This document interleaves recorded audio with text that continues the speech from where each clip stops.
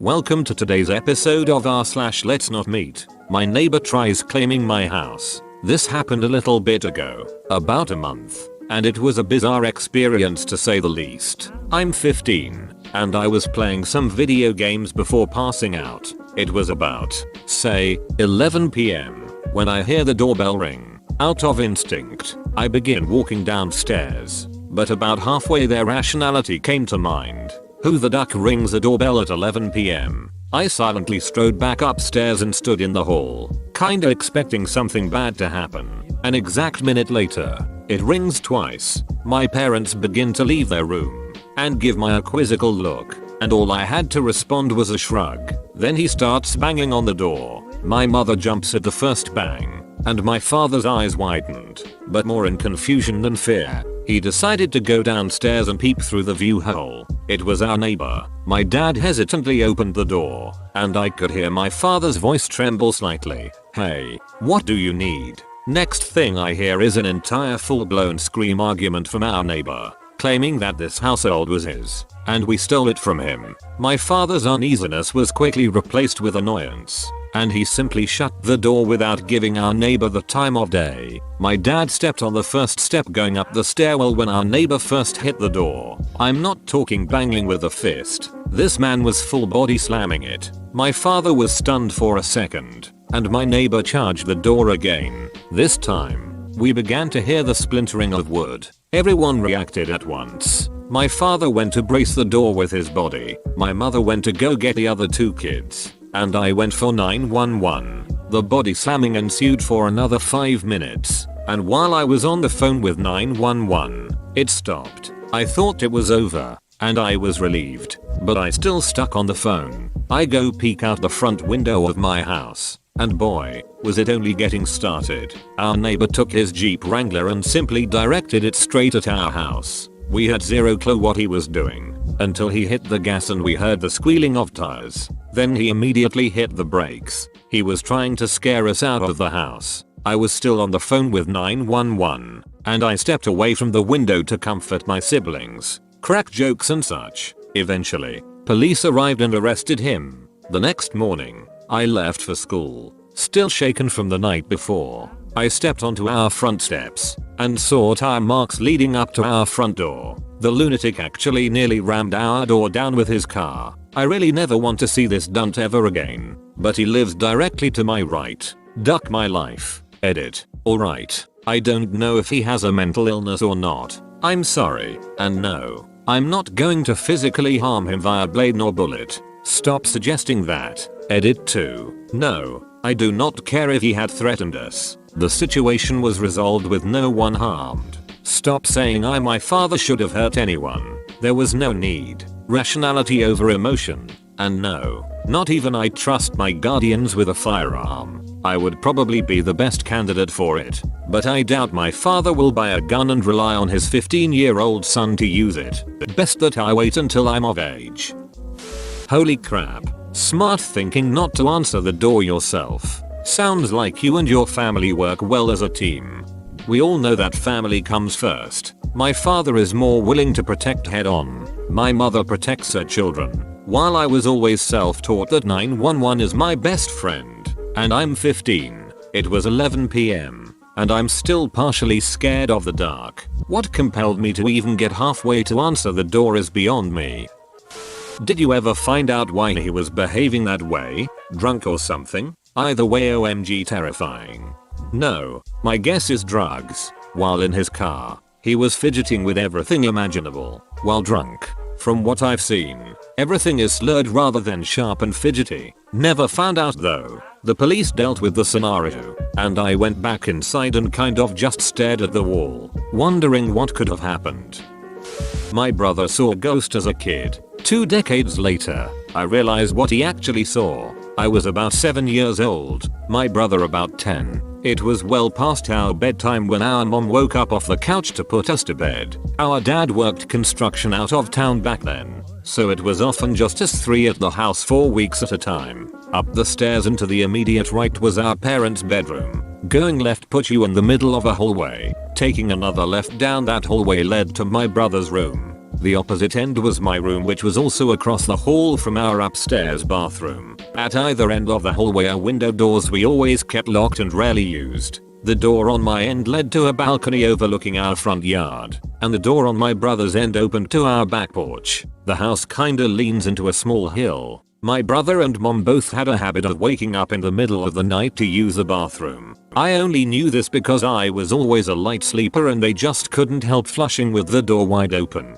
This night, however, my brother stopped on his way to his room and came back towards the bathroom. I'm gonna try to pee before I go to bed. The past few nights I've been too afraid to walk to the bathroom. I keep seeing a man wearing stripes at the end of the hallway. I don't know if my mom wrote it off as my brother telling ghost stories to try to scare me or if she was already half asleep and didn't catch it. But she didn't react at all to my brother's confession. I, on the other hand, was terrified by it. The fear of seeing a ghost like that at the end of the hallway or through the windows is the reason I started running from the stairs to my bedroom at night. Years later, when I was about 18, my mom and I were having a conversation in her car about a dog we had for a very short time when I was little.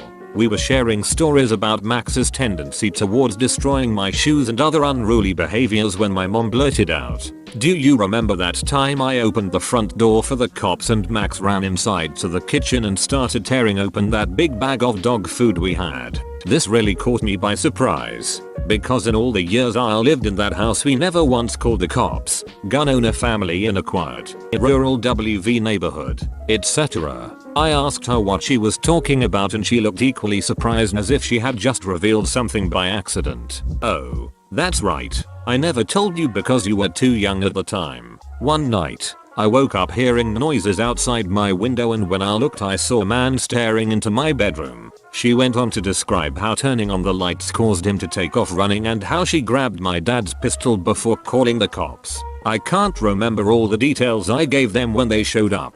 Tall white male, wearing a striped shirt and jeans. Short dark hair, something like that. They said it matched the description of a man they were looking for in the area. It turns out he had escaped from jail on a murder charge. Now, I know it sounds so obvious hearing those two stories back to back, but it wasn't until a few years ago, in my mid-20s, that I pieced together that my brother had unknowingly warned us about a murderer who spent multiple nights casing our home. Wait, was he in your house? Since your brother said he was at the end of the hallway, not in a window? He just said at the end of the hallway, where OP noted that there was a window, so I'd say it doesn't sound like he was in the house.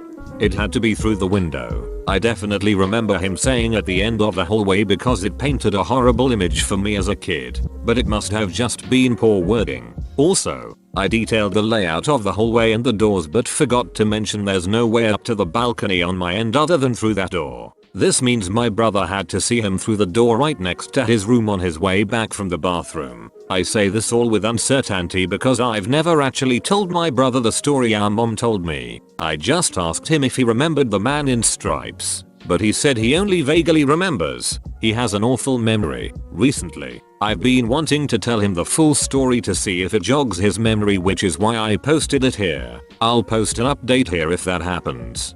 Oh wow. Sorry for the lack of updates so far. I've been super busy sick this week and totally didn't expect this story to get as much attention as it did. I spoke with my mom and brother separately about the stories. First, my mom corrected my memory about what she found out from the police. It wasn't someone that had escaped. Rather, the description fit a suspect in an ongoing murder investigation. I'm honestly not sure if that makes it better or worse. Also, my brother already knew about my mom's story. He still can't remember much about how he saw the person, but it sounds like it scared him as much as the story did for me when we were kids. He said he's probably suppressing the memory and I can't tell if he's joking about that or not. My brother did remind me of a piece of the story I didn't know was related. For the week after my mom called the cops, our older cousin brought a shotgun and stayed with us until our dad returned. Of course, at the time, I didn't know why he was staying with us. I mentioned this to my mom and she told me a detail I didn't know. Our cousin, who was sleeping in my brother's room, set up a makeshift alarm system with some string and bells on the door in case anyone came around. Again, a string, some bells, and a shotgun. Affordable home security in the 90s, I guess. The funny part about my cousin's makeshift alarm story is that it led to my mom revealing another detail in my life I never knew about. For as long as I can remember,